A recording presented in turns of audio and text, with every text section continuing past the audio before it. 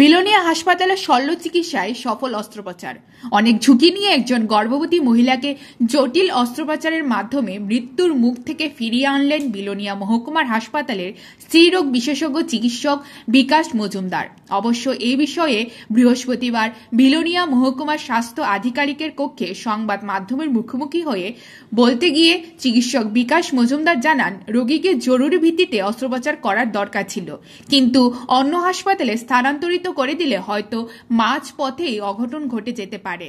সবকিছু চিন্তা করে হাসপাতালের মধ্যে জরুরি ভিত্তিতে মেডিকেল টিম বসিয়ে অ্যানেস্থেটিস্ট ডাক্তার জয়দীপ চৌধুরী ও হাসপাতালে প্রসূতি বিভাগের বিভিন্ন কর্মীদের সহযোগিতা সহ রোগীর পরিবারের সদস্যদের সহযোগিতায় সফল অস্ত্রোপচার হয়। বর্তমানে মহিলাটি সুস্থ এবং হাসপাতালে চিকিৎসকদের পর্যবেক্ষণে রয়েছে।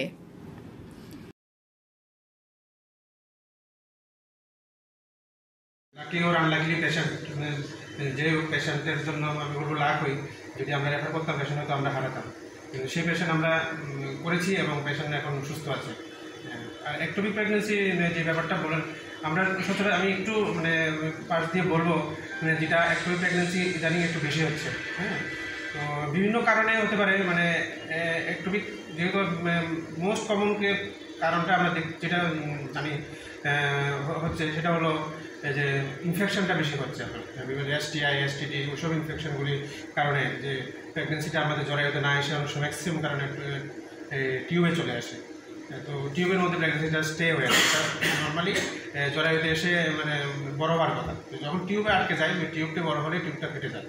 তো এই জন্য আমি একটা সাজেশন রাখবো আপনাদের মাধ্যমে জনসাধারণকে, যে ওরা কী করে বাজার থেকে অ্যাবর্শনের জন্য পিল খেয়ে ফেলে, কিন্তু এর আগে একবার ডাক্তারের কাছে আসেও না, কোনো পরীক্ষা নিরীক্ষাও করে না।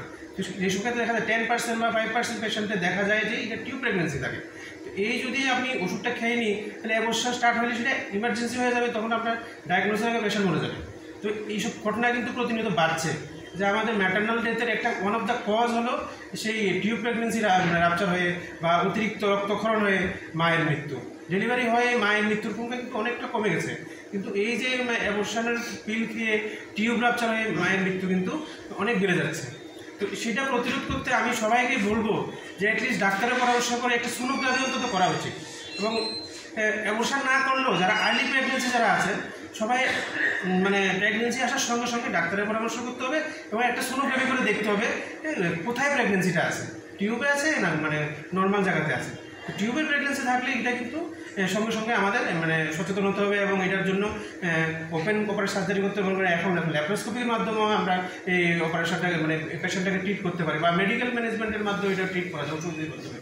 তো সেক্ষেত্রে আমি বলবো অ্যাটলিস্ট মেডিকেল কনসালটেশন ছাড়া যেন ওষুধের দোকান থেকে ওষুধ না খেয়ে খেয়ে না ফেলে, কারণ এটাতে রোগীর ঝুঁকি কিন্তু অনেক বেশি বেড়ে যায়। সেটা কিন্তু আমাদের পাশাপাশি লক্ষ্য রাখতে হবে। তো আমাদের এখানে কালকে একটা কেস হয়েছে, এরকম আরও অনেক কেস আসে। আমরা ওদের কী করি, পেশেন্ট যখন সিরিয়াস থাকে আমরা একটু স্টেবল করি।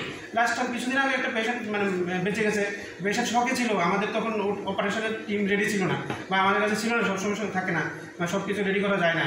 তো সেই সময় আমরা পেশেন্টটা স্টেবল করে আগরতলা রেফার করছি, এবং পেশেন্ট অপারেশনের পর পেশেন্ট বেঁচে গেছে। তো এরকম অনেক সময় পজিশন থাকে না, বা ব্লাড অ্যারেঞ্জ করার সময় থাকে না, বা রেফারের সময় থাকে না, পেশেন্টগুলি আমরা হারিয়ে ফেলি। তো আমাদের লাগ বা যাইতেও বলি যে কালকে পেশেন্টটা সব কিছু অ্যাভেলেবেল ছিল, আমরা সবাই ছিলাম, এবং সকাল।